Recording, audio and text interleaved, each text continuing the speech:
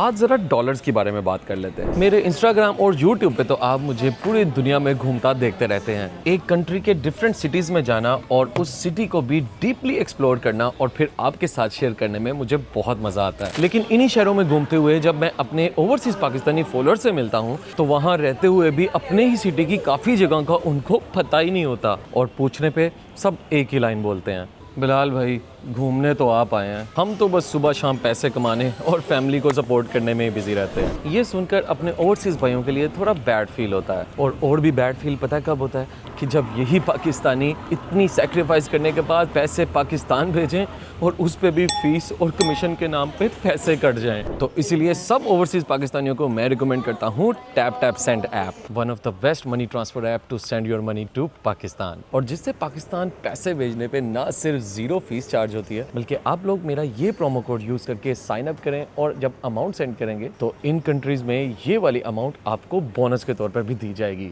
0 commission और free के पैसे, पाकिस्तानियों को और क्या चाहिए। तो अभी टैप टैप ऐप डाउनलोड करें और साइन अप करें मेरा ये प्रोमो कोड यूज करके और पाकिस्तान के किसी भी बैंक में ऑनलाइन पैसे ट्रांसफर करें बिना किसी चार्जेस के। शुक्र है खान साहब के अलावा कोई और भी है जो ओवरसीज़ पाकिस्तानियों के बारे में सोचता है।